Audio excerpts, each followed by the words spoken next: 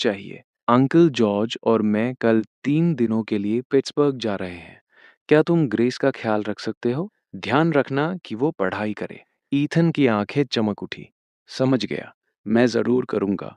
मैं उसका बहुत अच्छे से ख्याल रखूँगा। अच्छा लड़का है। मैरी हंसी। चिंता मत करो बहन, हम उसे खाना खिला देंगे।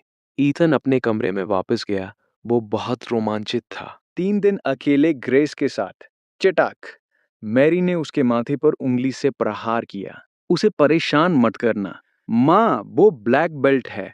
वो मुझे परेशान करती है। वो बहुत प्यारी लड़की है। जाओ पढ़ाई करो। ईथन अपने कमरे में गया और पर्दे खोले। ग्रेस वही थी। Hello grace. ईथन दुष्टता से मुस्कुराया। तुम्हारी माँ ने मुझे 3 दिनों तक तुम पर नजर रखने को कहा है। हाँ हाँ, तुम इतना खुश क्यों हो रहे हो? बस तुम्हारे साथ 3 दिन रहने की खुशी है। ग्रेस मिलर ने उसके चेहरे पर वो जानी पहचानी चिढ़ाने वाली मुस्कान देखी और तुरंत समझ गई कि अब वो उसकी माँ के आदेश का सहारा लेकर उस पर हुक्म चलाने की तैयारी में है। उसने अपनी बाहें सिकोड़ी और फुफकारी, मुझ पर हुक्म चलाने की सोचना भी मत।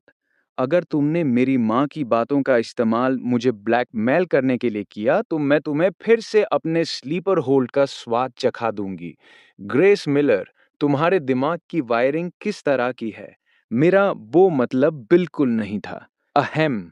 रिलैक्स, मैं ऐसा नहीं करूंगा। ईथन ने हार मानते हुए हाथ उठाते हुए कहा, ज्यादा से ज्यादा मैं बस तुमसे एक वक्त का खाना बनाने या ऐसा ही कुछ करने के लिए कहूंगा। नहीं, मैं खाना नहीं बना रही। बात यह है कि तुम बनाओगी नहीं या तुम बना नहीं सकती। किसने कहा मैं नहीं बना सकती? मेरा खाना बनाने का हुनर टॉप क्लास है। ठीक है, सच में? लेकिन मैंने तुम्हें कभी खाना बनाते नहीं देखा। क्या तुम वाकई ये कर सकती हो? ऐसी कोई चीज नहीं है जो ये लड़की नहीं कर सकती। रुको, तुमने लगभग मुझे फंसा ही लिया था। भले ही मैं बना सकती हूँ, लेकिन मैं तुम्हारे लिए खाना नहीं बनाऊंगी। ईथन ने उसे अपने जाल से बाल बाल बचते हुए देखा। कितनी अफसोस की बात है। ठीक है, मुझे उम्मीद नहीं थी कि तुम इतनी तेज निकलोगी। ग्रेस ने अपनी कुर्सी खिड़की के पास खिसाई और गर्व से घोषणा की, बकुल, मेरे डैड कहते हैं कि मैं बचपन से ही स्मार्ट हूँ। तुम्हें पता है, मेरा IQ 114 है। ईथन ने मजाक में अपनी आंखें घुमाई और मुस्कुराया। अच्छा, ऐसा है? तुम इतनी स्मार्ट हो? मुझे विश्वास नहीं होता। चलो मैं कुछ सवालों से तुम्हारा टेस्ट लेता हूँ। हो जाए? क्या जिराफ हाथी से लंबा होता है? हाँ। क्या खरगोश कछुए से तेज होता है? हाँ। क्या गाय सुअर से भारी होती है? हाँ। क्या तुम्हारे और सुअर के बीच कोई अंतर है? जल्दी जवाब दो। नहीं, कोई नहीं। ग्रेस रुक गई। धत तेरे की, उस बदतमीज ईथन ने मुझे फिर से फंसा लिया। तुमने ये जानबूझकर किया? ईथन हंसा। चलो मैं तुमसे एक और सवाल पूछता हूँ। तुम्हें बस हाँ या ना में जवाब देना है। क्या सवाल? क्या तुम्हारे डैड को पता है कि तुम इतनी बुद्धू हो? नहीं, नहीं पता। हाँ, बदतमीज, तुमने मुझे फिर से उल्लू बनाया। ग्रेस ने गुस्से में पर्दा खींचकर बंद कर दिया और ईथन से और बात करने से मना कर दिया। धत तेरे की, बदतमीज ईथन। वो पूरे दिन मुझे बस बेवकूफ बनाता रहता है। मैं उसे इग्नोर कर रही हूँ। ग्रेस अपने बिस्तर पर कूदी, अपने गुलाबी सुअर वाले खिलौने को उठाया और उसे जोर से चोखोल में जकड़ लिया। बदतमीज ईथन, मैं तुम्हारा दम घोंट दूंगी। फिर उसने उस खिलौने के सिर को हर तरफ से मरोड़ना शुरू कर दिया। बदतमीज ईथन, मैं तुम्हारा चेहरा रोल करके गेंद बना दूंगी और तुम्हें कुचल दूंगी। बदतमीज ईथन, मेरी लात खाओ, तुम्हें कुचल कर चपटा कर दूंगी। चर्रर, बेटा तुम क्या कर रही थी? बेडरूम का दरवाजा अचानक खुला और लिली मिलर अपनी बेटी को सदमे में देखने लगी। उन्होंने देखा कि ग्रेस के दोनों हाथ उस गुलाबी सुअर की गर्दन पर थे और वो अपने दांत पीस रही थी, जैसे उस खिलौने के साथ उसकी कोई पुरानी दुश्मनी हो। ओह माँ, मैं बस इसकी धूल साफ कर रही थी। हूँ? ग्रेस अजीब तरह से हंसी और धीरे से खिलौने का सिर थपथपाने लगी। ओह, मैं बस ये बताने आई थी कि अगले 3 दिनों तक ईथन तुम्हारे साथ पढ़ाई करेगा। तुम दोनों को मिलजुल कर रहना है, ठीक है? लिली ने निर्देश दिया। ग्रेस ने उस गुलाबी सूअर की गर्दन भींची और अपनी कलाई को एक झटके से घुमाया, जिससे सूअर का सिर एक तरफ लटक गया, जैसे उसने उसे तोड़ दिया हो। माँ, मुझे पता है, मैं ईथन के साथ डेफिनेटली मिलजुल कर रहूंगी। उसने मिलजुल कर शब्द पर बहुत जोर दिया। ये अच्छी बात है। जल्दी से अपना रिवीजन करो। मैं आराम करने जा रही हूँ। लिली ने दरवाजा बंद कर दिया। ग्रेस ने गुलाबी सूअर को बिस्तर पर फेंक दिया, वापस अपनी डेस्क पर बैठ गई और अपनी पेन को चबाने लगी। बदतमीज ईथन, बस कल तक का इंतजार करो, मैं तुमसे निपटूंगी। अगले दिन ग्रेस रोज की तरह ईथन के साथ स्कूल गई। ईथन के क्लास में वापस आने के कुछ ही समय बाद मिस्टर जेन हंटर जिगलर को दरवाजे तक ले आए। ईथन, एक सेकंड के लिए बाहर आओ, मिस्टर जेन ने आवाज दी। ईथन दरवाजे पर गया। क्या बात है मिस्टर जेन? हमने कल हंटर के माता पिता से मुलाकात की और उन्हें अच्छी तरह से समझाया। स्कूल की ओर से उसे एक सीरियस डिमेरिट दिया गया है और अब मैं उसे यहाँ खास तौर पर तुमसे माफी मांगने के लिए लाया हूँ। जैसे ही मिस्टर जेन बोले, वे मुड़े और हंटर को घूर कर देखा। हंटर ने ईथन की ओर देखा। उसके चेहरे पर साफ डर दिख रहा था। कल की घटनाओं के बाद वो जान गया था कि ईथन से पंगा लेना ठीक नहीं है। वो लड़का बहुत ही शातिर था। उसने ईथन के सामने 90 डिग्री तक झुककर अपनी गलती मान ली। ईथन, मुझे माफ कर दो। मुझसे गलती हुई। प्लीज मुझे माफ कर दो। क्लास के दूसरे बच्चे ये देखकर आपस में फुसफुसाने लगे। हंटर जिगलर को आखिर उसकी करनी का फल मिल ही गया। हे, अगर उसने ठीक से माफी नहीं मांगी होती तो शायद उसे स्कूल से निकाल दिया जाता। ईथन तो बहुत खतरनाक निकला। उसने हंटर को पूरी तरह पालतू बना दिया। देखो कैसे झुक झुक कर माफी मांग रहा है। आपसे ईथन से पंगा मत लेना। हंटर का जो हाल हुआ वो सबके लिए एक सबक है। ईथन ने एक कातिलाना मुस्कान दी और हंटर के कंधे पर हाथ रखा। कोई बात नहीं, मैंने तुम्हें माफ किया। बिना लड़ाई के दोस्ती नहीं होती, है ना? अब से हम दोस्त हैं, क्यों? हंटर ने वो मुस्कान देखी और उसे अपने सिर में झंझनाहट महसूस हुई। उसकी रीढ़ की हड्डी में एक सिहरन दौड़ गई। हाँ, बिल्कुल दोस्त। मिस्टर जैन ने बड़े सुकून के साथ ईथन से कहा, ईथन, मुझे उम्मीद नहीं थी कि तुम इतने दरिया दिल होगे। बहुत अच्छे, बहुत ही अच्छे। तुम तारीफ के काबिल हो। आप मुझे शर्मिंदा कर रहे हैं सर। मेरा दिल हमेशा से ही काफी बड़ा रहा है, ईथन ने बेशर्मी से कहा। हंटर ने मन ही मन सोचा, ईथन की खाल तो दीवार जैसी मोटी है। भविष्य में इस जैसे बेशर्म से कभी पंगा मत लेना। इस तरह का इंसान बदला लेने के लिए किसी भी हद तक जा सकता है। ठीक है, अब तुम दोनों अंदर जाओ, क्लास शुरू होने वाली है। मिस्टर जेन ने उन्हें भेज दिया। जी सर। ईथन अपनी सीट पर वापस आ गया। ग्रेस मुड़ी और उसने पूछा, टीचर क्या कह रहे थे? हंटर के साथ समझौता? ईथन ने सिर हिलाया। हाँ, समझौता हो गया। मुझे लगता है अब वो मुझे आता देख अपना रास्ता बदल लिया करेगा। ग्रेस ने अपना मुंह ढंक लिया और हंसने लगी। तुमने उसकी इतनी बुरी हालत जो कर दी है, अगर वो तुमसे ना डरे तो अजीब होगा। हे ग्रेस, तुम मुझे थैंक यू कैसे कहने वाली हो? मैंने तुम्हारे एक पागल आशिक को रास्ते से हटा दिया। क्या तुम्हें मुझे थैंक्स नहीं कहना चाहिए? ईथन ने फायदा उठाने का मौका ढूंढ लिया, जैसे कि मुझे बाहर कहीं खाना खिलाना या फिर घर पर ही कुछ अच्छा बनाकर खिलाना भी चलेगा। मेरा इससे कोई लेना देना नहीं है। ग्रेस चिढ़कर वापस मुड़ गई। ईथन उसे देखता रह गया। इस लड़की की खाल भी काफी मोटी है। घंटी बजी। ये पीरियड हिस्ट्री का था। हिस्ट्री के टीचर मिस्टर मूर थे, जो अपनी 50 की उम्र में मोटे चश्मे के साथ बिल्कुल एक पुराने प्रोफेसर जैसे लग रहे थे। क्लास शांत हो जाओ। Good morning mister Moore, please बैठिए। आज हम थ्री मस्केटियर्स के इतिहास के बारे में पढ़ेंगे। मिस्टर मूर ऐसे पढ़ा रहे थे जैसे कोई मंत्र पढ़ा रहे हों। ईतन का ध्यान पढ़ाई में कम और ग्रेस की पीठ पर ज्यादा था। उसे ग्रेस की सफेद यूनिफॉर्म के नीचे हल्का सा गुलाबी रंग झलक रहा था। ओ भाई, ये तो बहुत ध्यान भटकाने वाला है। ईथन का मन हुआ कि वो कुछ शरारत करे, लेकिन दिमाग ने कहा कि रहने दो, कहीं ग्रेस गुस्सा ना हो जाए। ईथन ने अपना पेन घुमाया और जानबूझकर उसे अपने हाथ से ग्रेस के पैरों के पास फर्श पर गिरा दिया। खट!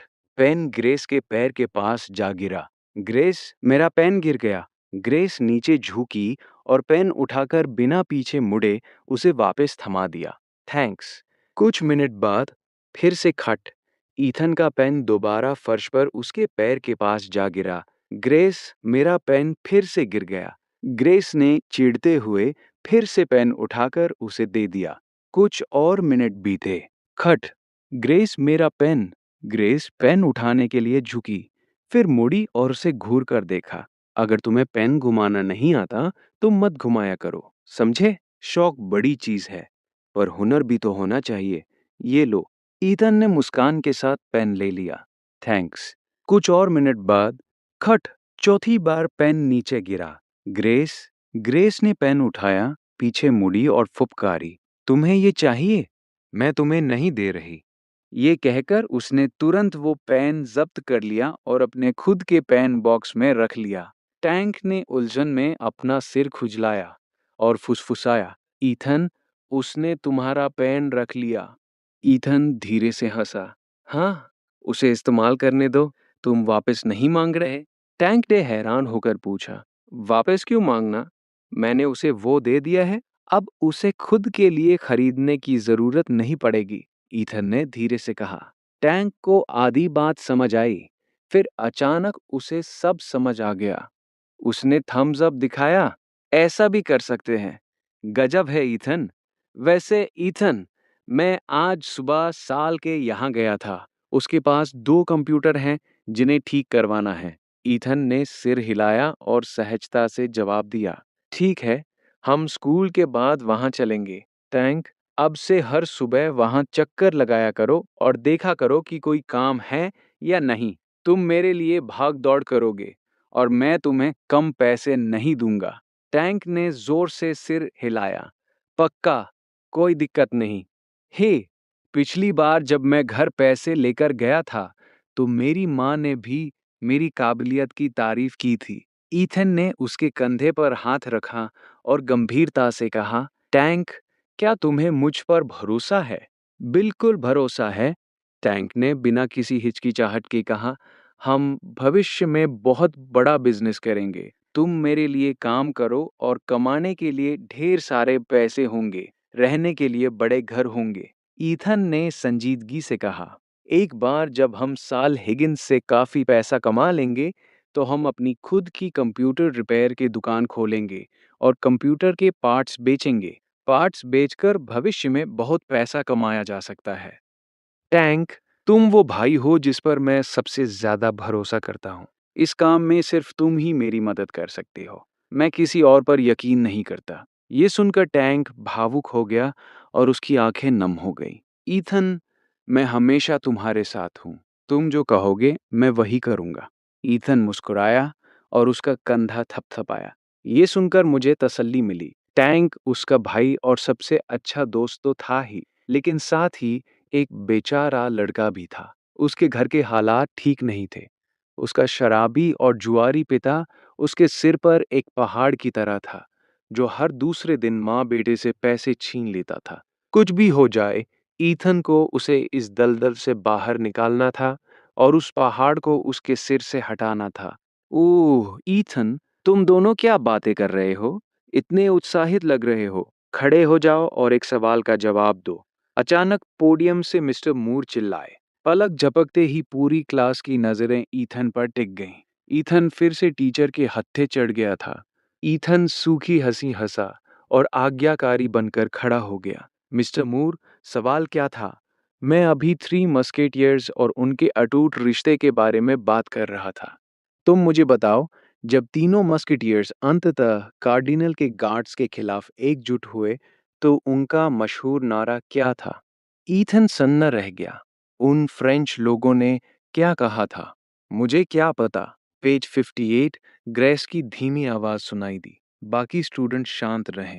तुम जवाब दो, मिस्टर मूर ने सख्ती से कहा। ईथन ने अपना सिर खुद जलाया और बहुत दिमाग लगाया, पर कुछ याद नहीं आया। आखिर में उसने कहा, क्या उन्होंने कहा था कि हमें पोकर खेलने के लिए चौथे खिलाड़ी की जरूरत है? ग्रेस, मिस्टर मूर और पूरी क्लास। हा हा। ईथन का जवाब सुनकर पूरी क्लास खिलखिला उठी और हंसी के फव्वारे छूटने लगे। यहाँ तक कि गंभीर और पुराने ख्यालात वाले मिस्टर मूर भी अपनी मुस्कान नहीं रोक पाए। ग्रेस अपना पेट पकड़कर हंस रही थी। ईथन, तुम भी कमाल हो। हूँ? ईथन मुस्कुराया। वो कर भी क्या सकता था? अगर जवाब नहीं पता तो बस तुक्का मार दो। अहम। ठीक है ईथन, बैठ जाओ, अपनी किताब पढ़ो और लेसन को ध्यान से सुनो। क्लास में बातें करना बंद करो। मिस्टर मूर ने अपनी हंसी दबाते हुए सख्ती से कहा, जी, जी सर, मैं बिल्कुल ध्यान से सुनूंगा। ईथन ने झेपते हुए कहा। वक्त पंख लगाकर उड़ गया और देखते ही देखते स्कूल की छुट्टी हो गई। ईथन ने ग्रेस को पहले घर जाने दिया। फिर वो टैंक की साइकिल के पीछे बैठ गया और कमर्शियल इलाके में साल हिगिंस की दुकान की ओर चल दिया। दुकान पहुंचने पर साल ने उसका गर्मजोशी से स्वागत किया। हा हा, यंग ईथन आ गया। आओ आओ, पहले चाय पियो। साल ने मुस्कुराते हुए चाय का कप आगे बढ़ाया। उसके लिए ईथन को देखना साक्षात धन के देवता को देखने जैसा था। उसकी नजरों में ईथन इस वक्त पैसों का पेड़ था। चाय की जरूरत नहीं है, काम खत्म करके वापस जाना है। कंप्यूटर कहाँ है? ईथन ने हाथ हिलाकर पूछा। साल के हाथ में चाय का कप ठिठक गया। थोड़ा अजीब लगा, पर उसने जल्दी से कप नीचे रखा और कहा, बकुल अंदर हैं, दो टावर हैं, दोनों चालू ही नहीं हो रहे। ईथन ने सिर हिलाया, वर्कस्पेस में गया और मशीनों की जांच शुरू की। उन दोनों मशीनों में से एक में पावर सप्लाई की समस्या थी और दूसरी के मदरबोर्ड पर एक सोल्डर ढीला था, जिससे एक कैपेसिटर निकल गया था। साल, तुमने कस्टमर से क्या रेट तय किया है? हे, बिल्कुल तुम्हारे रेट के हिसाब से। चालू नहीं होने का सीधा $150, ब्लू स्क्रीन का $100 और लैगिंग का $80। कोई पार्ट्स शामिल नहीं हैं, सिर्फ रिपेयर की मेहनत। मैंने दोनों मशीनों के लिए उनसे $150 तय किए हैं। साल ने अपने हाथ रगड़ते हुए कहा। इन दो मशीनों से तुरंत $300 की कमाई होने वाली थी। उसे अपना $60 का हिस्सा मिल जाता। बैठे बिठाए पैसे। बुरा नहीं है, उन्हें खबर कर दो कि थोड़ी देर में मशीनें ले जाएं। ईथन मुस्कुराया और रिपेयरिंग शुरू कर दी। बिल्कुल। साल ने व्यस्तता में सिर हिलाया।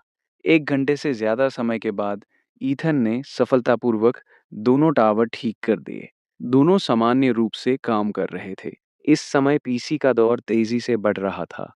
रिपेयरिंग की तकनीक अभी आम नहीं हुई थी, इसलिए वो इस मौके का पूरा फायदा उठा रहा था। जैसा कि कहा जाता है, अगर बवंडर आए तो सुअर भी उड़ सकता है। हो गया, ईथन ने साल से कहा। दुकान में इंतजार कर रहे दो अधेड़ उम्र के आदमी ये सुनकर खुशी खुशी पास आए और चेक किया। उन्होंने कंप्यूटर चालू करके देखा, दोनों ठीक हो चुके थे। शुक्रिया, आपका बहुत बहुत शुक्रिया। अगर ये ठीक नहीं होता तो मुझे नया कंप्यूटर खरीदने के लिए $1000 से ज्यादा खर्च करने पड़ते। सूट पहने एक आदमी ने एहसान मानते हुए कहा, स्वागत है सर, मशीनें ले जाइए, ये कुछ सालों तक अच्छी चलेंगी। ईथन मुस्कुराया।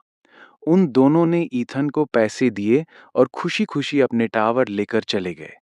उनके दूर जाने के बाद ईथन ने कैश गिना। $300, 3 कड़क नोट। इस पैसे की खुशबू बहुत मीठी थी। टैंक हक्का बक्का होकर देख रहा था। ईथन ने 1 घंटे से कुछ ज्यादा समय में $300 कमा लिए थे। ये पागलपन था। ईथन के साथ रहना वाकई सही फैसला था।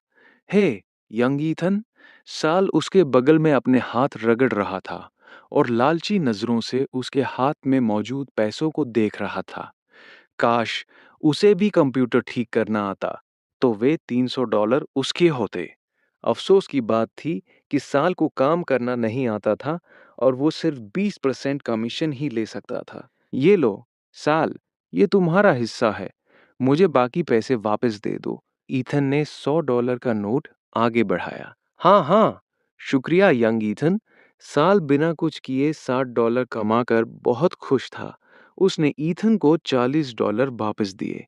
ईथन ने कैश जेब में रखा और मुस्कुराया। ठीक है साल, काम हो गया, हम वापस जा रहे हैं, फिर मिलते हैं। टैंक, चलो चलें। दोनों दुकान से बाहर निकले, साइकिल पर बैठे और घर की ओर चल दिए। रेसिडेंशियल कंपाउंड के गेट पर पहुंचकर जब वे ऑर्किड कन्वीनियंस स्टोर के पास से गुजरे, तो ईथन ने टैंक को रुकने के लिए कहा। क्या हुआ ईथन? टैंक ने उलझन में पूछा। मेरा इंतजार करो, मैं कुछ खरीद रहा हूँ। ईथन साइकिल से उतरा और दुकान के अंदर चला गया।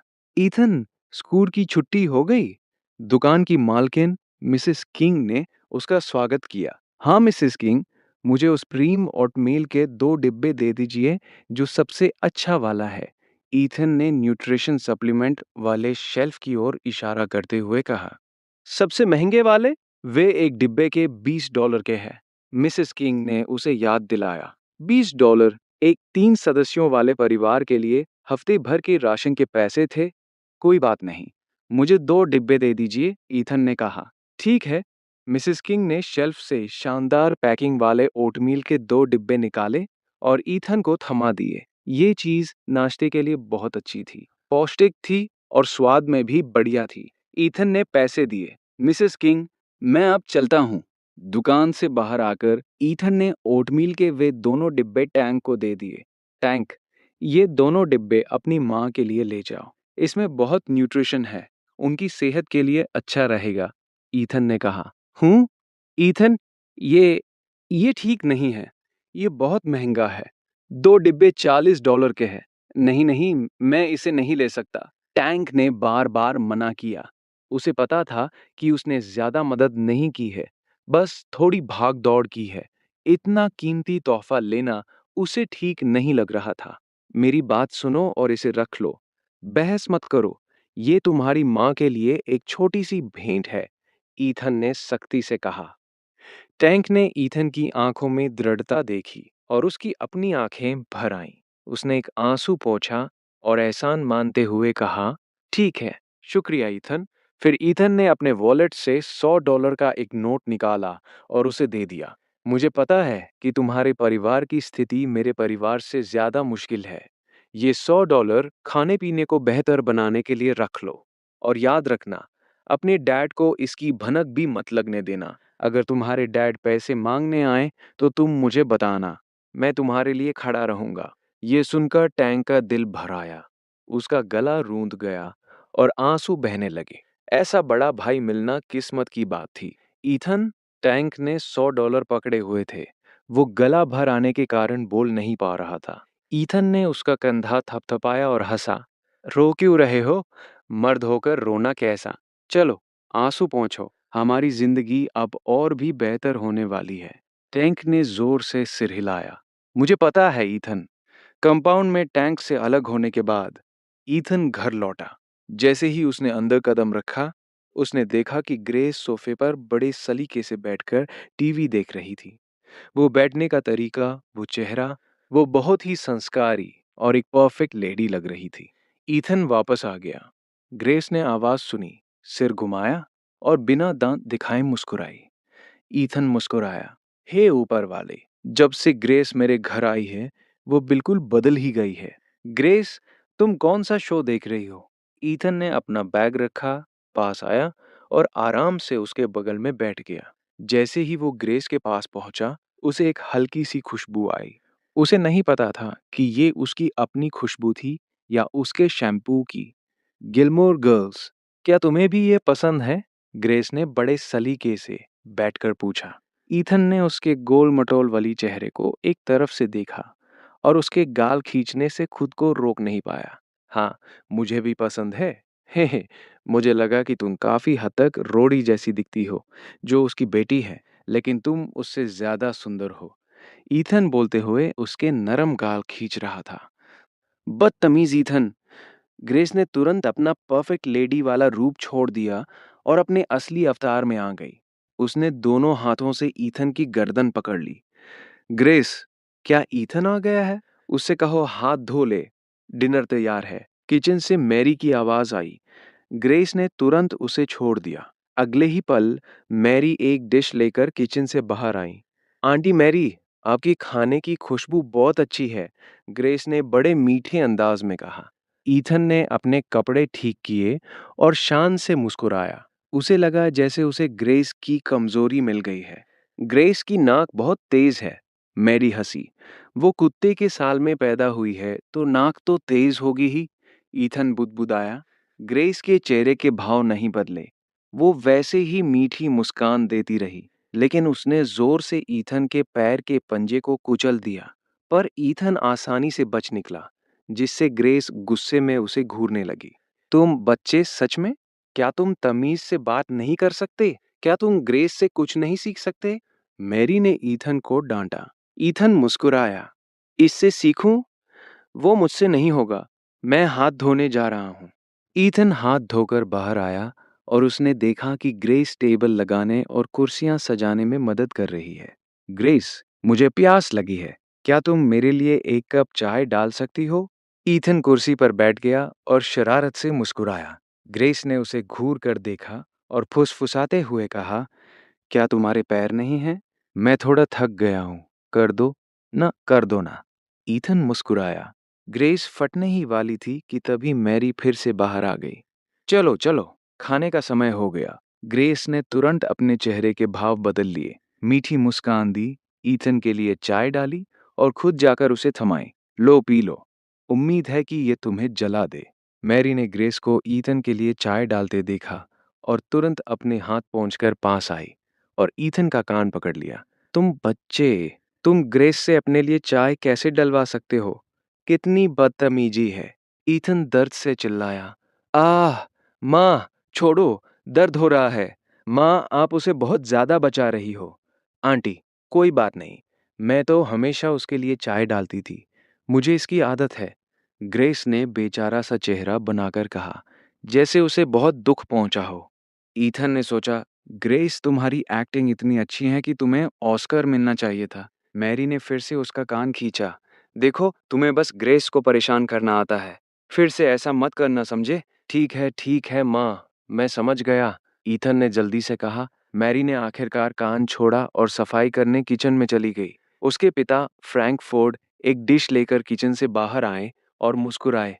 ग्रेस आज हमारे साथ खाना खा रही है, इसलिए हमने कुछ एक्स्ट्रा डिशेस बनाई हैं। ग्रेस, देखो अगर तुम्हें कुछ पसंद आए। ग्रेस एक आज्ञाकारी छोटी पत्नी की तरह ईथन के बगल में बैठ गई। ये सब मेरी पसंद की चीजें हैं। Thank you uncle Frank. Uncle Frank और आंटी मैरी ने बहुत मेहनत की। फ्रैंक है से, कोई मेहनत नहीं। आओ आओ, खाना खाते हैं। ईथन ने टेबल पर रखे खाने को देखा। Barbecue ribs, chilli stir fry pork, roast duck, garlic lettuce और एक मीटबॉल सूप। 3 मीट डिश, एक सब्जी और एक सूप। उसकी आंखें फटी रह गई।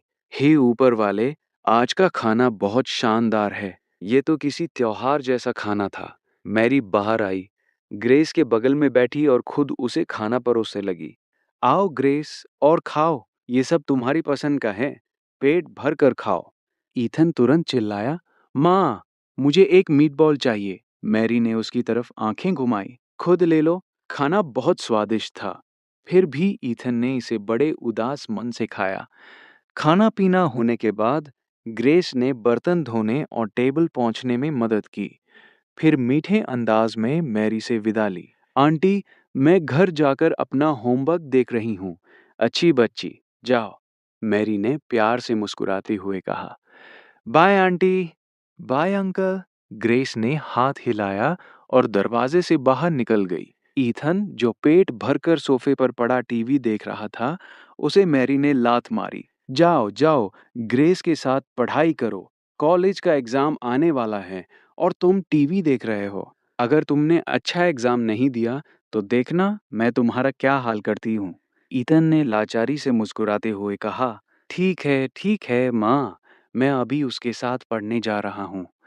उसने अपने कमरे से अपना बैग उठाया और सामने वाले दरवाजे यानी मिलर्स के घर की ओर चल दिया। जैसे ही वो अंदर गया, उसने देखा कि ग्रेस अपने कपड़े उतार रही थी। ग्रेस ने अभी आधे ही उतारे थे कि अचानक उसने ईथन को अंदर आते देखा। वो तुरंत चम गई। आह, बदतमीज ईथन! ग्रेस ने जल्दी से अपने हाथ नीचे किए, अपनी छाती ढनकी और उसे घूरने लगी। मेरा वो मतलब नहीं था। मैंने कुछ नहीं देखा। सच में, ईथन ने गंभीरता से कहा, तुम अंदर आने से पहले तुमने खटखटाया क्यों नहीं? ग्रेस ने अपने कपड़े ठीक किए।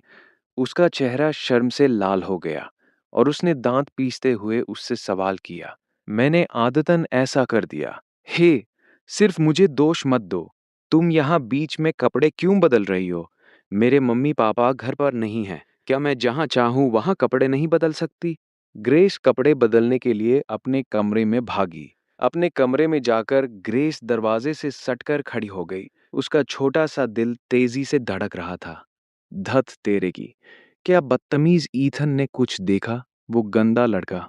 उसे अपने गाल जलते हुए महसूस हो रहे थे। ये सोचकर कि अगर ईथन ने देख लिया होगा तो ये कितनी शर्मिंदगी की बात है। गंदा लड़का हमेशा मेरा फायदा उठाता है। उसने अपनी छाती की ओर नीचे देखा और अचानक एक ख्याल आया। क्या तुम्हें लगता है कि ये थोड़ी छोटी थी? थोड़ी देर बाद वो बेडरूम के दरवाजे पर ढीले ढाले घरेलू कपड़ों में आई। एक ढीली सफेद लंबी आस्तीन वाली सूती शर्ट और ढीला पजामा। ये आरामदायक होना चाहिए था, लेकिन ये मेल थोड़ा अजीब था। अंदर आ जाओ। ग्रेस ने उसे घूर कर देखा। ईथन मुस्कुराया और ग्रेस के बेडरूम में चला गया। जब वे बच्चे थे तो वो अक्सर ग्रेस के कमरे में आता जाता रहता था, लेकिन मिडिल स्कूल के बाद ये कम हो गया। हाई स्कूल शुरू होने पर मैरी ने उसे बताया था कि लड़के और लड़कियां अलग होते हैं और उसे हर समय ग्रेस के कमरे में नहीं भागना चाहिए। इसलिए इन 3 सालों में ईथन उसके कमरे में जितनी बार गया था, उसे उँगलियों पर गिना जा सकता था। उसके कमरे में दोबारा कदम रखते ही उसे सबसे पहले एक अनोखी खुशबू महसूस हुई। ये एक हल्की सी खुशबू थी, बिल्कुल वैसी ही जैसी ग्रेस के पास से आती थी। लड़कियों के पास रहने से ये खुशबू उनमें जैसे समा सी जाती थी। उसने कमरे के चारों ओर देखा। फर्नीचर सादा था, लेकिन हर तरफ गुलाबी रंग छाया हुआ था। गुलाबी चादरें, दीवार पर महिला सितारों के गुलाबी पोस्टर, गुलाबी किताबों वाली अलमारी। बिस्तर के अलावा कमरे में सबसे बड़ी चीज डेस्क थी। ये एक लंबी और चौड़ी डेस्क थी, जिस पर विभिन्न छोटे औजार और स्टेशनरी के सामान बहुत सलीके से रखे थे। हालांकि वहां बहुत सारी चीजें थीं, फिर भी वो बिल्कुल बिखरा हुआ नहीं लग रहा था। इसके बजाय ये दिखा रहा था कि ग्रेस को सफाई और चीजों को सलीके से रखने की आदत थी। तुम क्या घूर रहे हो? खुद एक कुर्सी ले आओ। तुम बाहर बैठो, मैं अंदर बैठती हूँ। ग्रेस ने उसे घूर कर देखा। हे, बिल्कुल, कोई दिक्कत नहीं। ईथन एक कुर्सी ले आया। लंबी डेस्क पर 2 लोगों के लिए बस इतनी ही जगह थी। दोनों इस तरह अगल-बगल बैठ गए और रिवीजन करने लगे। ईथन आर्ट्स के उन पॉइंट्स को दोहरा रहा था जिन्हें याद रखने की जरूरत थी, जबकि ग्रेस मैथ का रिवीजन कर रही थी। कुछ देर के लिए कमरे में शांति रही और सिर्फ कागज पर पेन चलने की आवाज आ रही थी। थोड़ी देर बाद ग्रेस ने अचानक पूछा, ईथन, तुम शिकागो यूनिवर्सिटी में किस सब्जेक्ट के लिए अप्लाई करना चाहते हो? कंप्यूटर साइंस, शायद। ईथन ने बिना ऊपर देखे जवाब दिया, कंप्यूटर साइंस? क्या ये एक अच्छा सब्जेक्ट है? ग्रेस ने ऊपर देखा और हैरानी से पूछा। उसे लगा था कि ईथन इंग्लिश या ऐसा ही कुछ चुनेगा। कंप्यूटर भविष्य का ट्रेंड है, जाहिर है ये अच्छा है। तुम्हारा क्या ख्याल है? मैं मत बताओ, मुझे अंदाजा लगाने दो। पशुपालन, ताकि तुम घर वापस आकर सूअर पाल सको? जाओ, मर जाओ। तुम हो सूअर पालने वाले, मजाक नहीं। क्या तुम आर्किटेक्चरल डिजाइन के लिए अप्लाई करना चाहती हो? अरे, मैंने तुम्हें कभी नहीं बताया। तुम्हें कैसे पता चला? ईथन ने अपना पेन नीचे रखा, अपना सिर घुमाया और गंभीर चेहरे के साथ कहा, मैं अब इसे और नहीं छुपाऊंगा। मैं अपना राज खोल रहा हूं। मैं असल में एक ज्योतिषी हूं। किस्मत, भविष्य बताना, हाथ देखना, मुझे सब आता है। ग्रेस ने उसे इतनी गंभीरता से बकवास करते देखा और अपनी हंसी नहीं रोक पाई। वो किसी फूल की डाली की तरह हंसते हुए झूमने लगी। तुम ज्योतिषी हो? मुझे लगता है तुम दिमागी मरीज हो। हम्म। ईथन धीरे से हंसा और रहस्यमयी अंदाज में कहा, अगर तुम्हें मुझ पर भरोसा नहीं है तो मुझे अपना हाथ दिखाने दो और तुम खुद देख लोगी। सच में? ये लो, देखो। ग्रेस ने अपना दूध जैसा सफेद दाहिना हाथ आगे बढ़ाया। इस हाथ की त्वचा बर्फ जैसी सफेद थी, जिसमें हल्की सी गुलाबी झलक थी। ईथन का दिल धड़क उठा और उसने उसके हाथ को अपने दोनों हाथों से थाम लिया। उसे पकड़ते ही ईथन को महसूस हुआ कि उसका हाथ बहुत कोमल, रेशमी और मुलायम था, जिसे पकड़ना बहुत अच्छा लग रहा था। उसने अपनी आंखें सिकोड़ी और एक उंगली से उसकी हथेली की रेखाओं पर निशान बनाने लगा। काफी देर बाद ग्रेस बेसब्र हो गई। हे बदतमीज ईथन, क्या तुम्हें सच में हाथ देखना आता है? शू, शोर मत करो। मैं बस तुम्हारी हथेली की रेखाओं के बहाव को ध्यान से महसूस कर रहा था, ईथन ने दिखावा करते हुए कहा। तो क्या तुम्हें कोई सुराग मिला? ग्रेस ने उत्सुकता से पूछा। मुझे पता चला है कि तुम्हारी जिंदगी में बहुत जरूरी चीज की कमी है। हाँ, किस चीज की कमी है? किस चीज की बूम की कमी है? तुम्हारी जिंदगी में मेरी कमी है। ग्रेस सन्न रह गई और उसे हैरानी से घूरने लगी। ईथन का चेहरा पूरी तरह गंभीर था, जैसे वो मजाक नहीं कर रहा हो। चटाक! ग्रेस शर्मा गई और उसने उसके माथे पर उंगली से प्रहार किया। दर्द हो रहा है। ग्रेस, तुमने मुझे क्यों मारा? ईथन अपना सिर पकड़कर चिल्लाया। मुझे फिर से छेड़ने के लिए। मेरी जिंदगी में तुम्हारी कमी? अगर मुझे तुम्हारी कमी खलती, गंदे लड़के, तो क्या वो परफेक्ट नहीं होता? तब मैं अपनी पूरी जिंदगी बेफिक्र रहती। अभी भी मुझसे फ्लर्ट करने की हिम्मत है? अब मेरे स्लीपर होल्ड का मजा चखो। ग्रेस ने उसे पकड़ा और बिस्तर पर खींच लिया। ईथन ने पूरी कोशिश की पर हार नहीं मानी। बचाओ, कत्ल हो रहा है। ग्रेस ने उसे नीचे दबा लिया और जीत की खुशी में हंसने लगी। चिल्लाओ, जितना मन करे चिल्लाओ। अगर तुम्हारा गला भी बैठ जाए तो भी तुम्हें कोई नहीं बचा सकता। गला बैठ जाए, गला बैठ जाए। ग्रेस, धत तेरे की, अभी भी मुझे छेड़ने का इरादा है? देखो, अब मैं तुम्हारा दम घोंटती हूं। ग्रेस के हाथ ईथन की गर्दन की ओर बढ़े। आखिर ईथन एक लड़का था। भले ही उसके पास हंटर जैसी ताकत नहीं थी, लेकिन उसकी थोड़ी देर की ताकत एक लड़की से थोड़ी ज्यादा थी। अहम, बस थोड़ी सी। ईथन ने उसकी कलाइयां पकड़ी, उसे अपने ऊपर से हटाया और इसके बजाय उसे गले लगा लिया। है, मुझे लॉक करने की हिम्मत है? अब ये देखो। ईथन ने अपने होंठ सिकोड़े और ऐसे आगे बढ़ा जैसे उसके चेहरे पर किस करने वाला हो। ग्रेस के गाल गहरे लाल हो गए। उसने अपने दांत पीसे और चिल्लाई, धत तेरे की, बदमाश! ईया! धप! ईथन बिस्तर से नीचे गिर गया।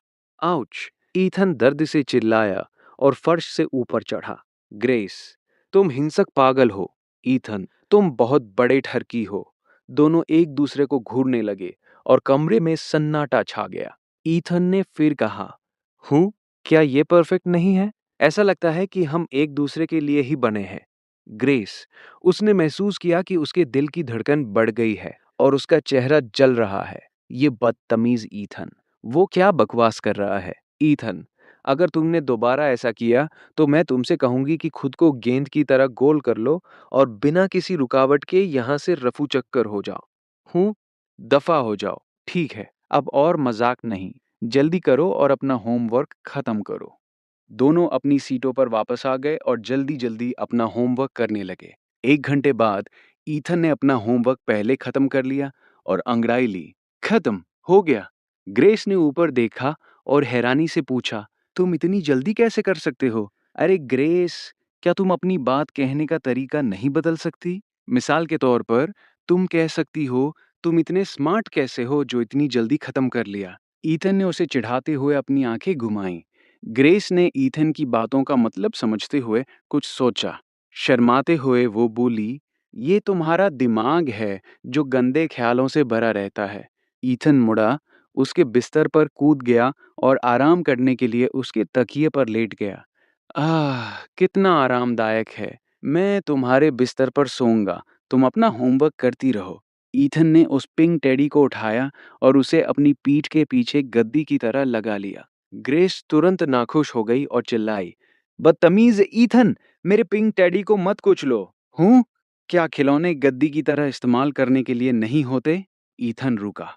हूँ, मेरा वाला नहीं है।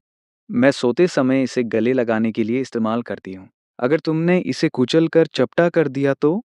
ग्रेस बिस्तर पर चढ़ी, ईथन के पीछे से पिंक टेडी छीन लिया, उसे थपथपाया और सिरहाने रख दिया। ईथन को उम्मीद नहीं थी कि वो उसके दिए हुए खिलौने को इतना संभाल कर रखेगी। ठीक है, थोड़ी ठंड लग रही है। मैं तुम्हारा कंबल इस्तेमाल करूंगा। ईथन ने कंबल अपने ऊपर खींच लिया। एक अनोखी खुशबू चारों ओर फैल गई, जिसने दिल को ताज़ा कर दिया। आह! कितनी अच्छी खुशबू है। ये कंबल ग्रेस की खुशबू से भरा है। ग्रेस ने उसे अपना कंबल सूंघते देखा। वो खास तौर पर शर्मा गई और बोली, तुम क्या कर रहे हो? तुम्हें मेरा कंबल इस्तेमाल करने की इजाज़त नहीं है। तुम में से गंदी बदबू आती है। तुम मेरा कंबल गंदा कर दोगे। उसने कंबल भी वापस खींच लिया। ईथन बेफिक्र होकर मुस्कुराया। ठीक है। फिर मैं बस यहाँ लेटकर आराम कर सकता हूँ, है ना? ऐसा नहीं है कि मैं पहले तुम्हारे बिस्तर पर नहीं सोया हूँ। ग्रेस अचानक ठहाका मारकर हंसने लगी। तुम क्यों हंस रही हो? तुम जो कह रहे हो, उससे मुझे याद आ गया जब तुम छोटे थे और तुमने मेरे बिस्तर पर सुसु कर दिया था और तुम डर गए थे कि मेरी माँ को पता चल जाएगा। इसलिए जागने के बाद तुमने उसे कपड़ों से ढँक दिया था। हाँ, तुम कितने मज़ेदार लग रहे थे। मुझे ये हमेशा याद रहेगा। मुझे भी तुम्हारी एक शर्मनाक कहानी याद है। स्कूल से घर आते समय तुमने कुत्ते की गंदगी पर पैर रख दिया था। उसे पोंछने की हिम्मत नहीं हुई और तुमने अपने जूते ही फेंक दिए थे। बाद में तुम्हें अपने डैड से डांट पड़ी थी। वे नए जूते थे जो $30 से ज़्यादा के थे। तुम डांट खाने के बाद रोते हुए मेरे घर आई थी और मेरे कमरे में छिप गई थी। कितना मज़ेदार था। ईथन ने भी उसकी शर्मनाक यादों को बेरहमी से सबके सामने रख दिया। तुम बिना हाथ धोए बाथरूम गए थे। और तुमने मुझे बाथरूम जाते हुए झांका था। तुम उस बड़े पीले कुत्ते के पीछे भागे थे। तुम बात करना चाहते हो? तुमने उस पीले कुत्ते की टांग तोड़ दी थी और तुम्हारे डैड को उन्हें काफ़ी पैसे देने पड़े थे। तुम तुम बदतमीज़। दोनों फिर से बहस करने लगे, एक दूसरे को घूरने लगे। गुड़गुड़। अचानक दोनों के पेट ने एक साथ विरोध किया। ईथन, कैसा रहेगा अगर हम पहले कुछ खाने के लिए लें? ग्रेस, हाँ, मैं भी यही सोच रहा हूँ। इतनी देर तक नोक-झोंक करने के बाद उनका रात का खाना काफी पहले ही हजम हो चुका था। वे दोनों किचन में कुछ खाने की तलाश में एक साथ कमरे से बाहर निकले। ग्रेस, क्या तुम्हारे घर में कुछ खाने के लिए है? ईथन ने एक गिलास पानी डाला और पूछा, मुझे भी नहीं पता। मुझे याद है कि यहाँ स्पेगेटी होनी चाहिए। ग्रेस को पक्का नहीं पता था। वो किचन की अलमारी में खोजने के लिए नीचे झुकी। क्या तुम कभी किचन में नहीं जाती? ईथन ने उत्सुकता से पानी का एक घूंट लिया। ओह, ये कैसे मुमकिन है? मैं खाना भी बना सकती हूँ, ठीक है? ग्रेस ने बिना सिर घुमाए जवाब दिया, हालांकि उसकी आवाज़ थोड़ी कमज़ोर लग रही थी। है, मुझे खाना मिल गया। ये स्पेगेटी है। उसने एक्साइटमेंट में स्पेगेटी का पैकेट बाहर निकाला और ईथन के सामने दिखावा करने लगी। ईथन, मैं तुम्हारे खाने के लिए कुछ तैयार करती हूँ। ईथन ने मुंह से पानी की फुहार छोड़ दी। धत तेरे की। ईथन, तुम क्या कर रहे हो? तुमने मुझ पर पानी छिड़क दिया। ग्रेस ने गुस्से में अपने गुलाबी गाल फुला लिए। अहम, नहीं, कुछ नहीं। सॉरी, बस पानी पीते समय फंदा लग गया था। ईथन अजीब तरह से हंसा। ये कैसी बात हुई? अगर तुम्हारा दम घुट जाए तो तुम्हारे साथ ऐसा ही होना चाहिए। जल्दी करो और चलो खाना बनाते हैं। ग्रेस ने उसे घूर कर देखा। ठीक है। हे, क्या तुमने नहीं कहा था कि तुम खाना बना सकती हो? तुम्हें स्पेगेटी बनाना तो आता ही होगा, है ना? ईथन ने पूछा। बकुल आता है। इस लड़की को कम मत समझना। ग्रेस ने अपनी ठुंडी ऊपर की। ठीक है फिर। मैं ये तुम पर छोड़ता हूँ। मत भूलो, ये तुम्हारा घर है। मैं एक मेहमान की तरह हूँ। ईथन ने उसे बातों में फंसाना शुरू किया। तुम खाक मेहमान हो। ग्रेस ने पलटकर जवाब दिया। मुझे मत बताना कि तुम इसे नहीं बना सकती। फिर मैं बेमन से इसे बना दूंगा। अगर नहीं आता तो पहले ही कह दो। ईथन ने उल्टी चाल चली। जैसा सोचा था वैसा ही हुआ। ग्रेस उकसावे को बर्दाश्त नहीं कर सकी और तुरंत चिल्लाई। किसने कहा? मैं नहीं कर सकती। तुम बाहर जाकर इंतजार करो और देखो ये लड़की अपना हुनर कैसे दिखाती है। ठीक है, तो ये तय रहा। शुक्रिया। ईथन शरारत से मुस्कुराया और किचन से बाहर भाग गया। ग्रेस ने सोचा, धत तेरे की, मैं फिर से उसके जाल में कैसे फंस गई। सत्यानाश! ग्रेस ने हाथ में स्पेगेटी का पैकेट पकड़ा और किचन में रखे मसालों को उलझन में देखने लगी। ये स्पेगेटी, इसे आखिर पकाते कैसे हैं? उसने सच में पहले कभी खाना नहीं बनाया था। ज्यादा से ज्यादा उसने अपनी माँ या पापा की तब मदद की थी जब वे व्यस्त होते थे। उसकी कभी बारी ही नहीं आई थी। वो किचन में कम ही जाती थी और बर्तनों को तो शायद ही कभी छुआ था। अब स्पेगेटी पकाना उसे बिल्कुल समझ नहीं आ रहा था। क्या करूं? अगर मैं इसे नहीं बना पाई तो वो बदतमीज ईथन पक्का मेरा मजाक उड़ाएगा। नहीं, बिल्कुल नहीं। मैं उस बदतमीज ईथन को खुद को कमजोर समझने का मौका कैसे दे सकती हूँ? कुछ भी हो जाए, मुझे इसे बनाना ही होगा। बस पास्ता ही तो उबालना है। क्या ये इस जीनियस लड़की को हरा सकता है? ग्रेस, तुम ये कर सकती हो। ग्रेस ने खुद को हिम्मत दी और खाना बनाने की तैयारी शुरू की। अपनी माँ के बताए तरीके को याद करते हुए उसने पहले एक बर्तन में पानी भरा और फिर गैस चालू की। क्लिक! आग जल गई। हा हा, आग तो जल गई। ये इतना मुश्किल भी नहीं लगता। चूल्हा जलाने की खुशी में ग्रेस बहुत खुश थी। अब इसमें सीधे स्पेगेटी डाल देते हैं। वो फिर से उलझन में पड़ गई। उसे याद नहीं आ रहा था कि उसकी माँ इसे ठंडे पानी में डालती थी या गर्म पानी में। छोड़ो, है तो पानी ही। आखिर में तो पानी उबलेगा ही। बस डाल दो। उसने स्पेगेटी का पैकेट खोला और एक मुट्ठी बाहर निकाली। इतना कम? शायद काफी नहीं होगा। ईथन भुक्कड़ है, बहुत खाता है। बेहतर होगा और डाल दूं। फिर उसने 2 मुट्ठी और निकाली और लगभग आधा पैकेट इस्तेमाल कर लिया। हाँ हाँ, एक और काम हो गया। वो गर्व से मुस्कुराई और अपने हाथ झाड़े। अब इसके साथ कुछ और भी तैयार कर लेती हूँ। कुछ अंडे और लेट्यूस की पत्तियां कैसी रहेंगी? उसने अपनी ठुंडी पर हाथ रखा और सोचा। फैसला हो गया। उसने एक अंडा लिया और कुछ लेट्यूस की पत्तियां तोड़ लीं। लेट्यूस की पत्तियां बहुत बड़ी हैं, स्वाद नहीं आएगा। जैसा माँ करती हैं, इन्हें बारीक काट लेती हूँ। वे वैसे ज्यादा अच्छी लगती हैं। ग्रेस ने किचन वाला चाकू उठाया। ये उन चंद मौकों में से एक था जब उसने चाकू छुआ था। उसने एक पत्ती ली और अनाड़ीपन से उसे काटना शुरू किया। वहीं किचन के बाहर ईथन सोफे पर पैर चढ़ाकर बैठा था और लिविंग रूम में रखे सनफ्लावर सीड्स खा रहा था। जल्द ही वो ग्रेस के हाथ की बनी स्पेगेटी खाने वाला था। उसे बहुत इंतजार था। स्पेगेटी बनाना तो बहुत आसान है। वो पक्का इसे अच्छे से बना लेगी। मुझे बस इंतजार करना है और खाना है।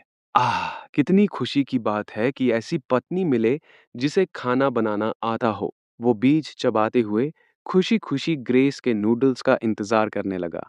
किचन में ग्रेस सब्जी काट रही थी कि तभी उसे अचानक कुछ जलने की महक आई। हूँ?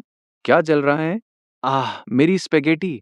उसे अचानक एहसास हुआ कि बर्तन में स्पेगेटी पक रही है। उसने जल्दी से ढक्कन उठाया और अंदर का नजारा देखकर सन्न रह गई। सारा पानी सूख क्यों गया? मैंने तो काफी पानी डाला था। क्या हुआ? उसने जल्दी से गैस बंद की और चम्मच से उसे खुरचा। ऊपर वाले नूडल्स तो पके नहीं थे, लेकिन नीचे वाले चिपक कर पेस्ट बन गए थे। ओह! मेरा दिमाग कहाँ है? मुझे लगता है डालने के बाद मैं उसे हिलाना भूल गई। ग्रेस ने अपनी गलती पर झेंपते हुए अपना माथा पीट लिया। पर कोई बात नहीं, बस थोड़ा ही जला है। खाने लायक तो होगा ही।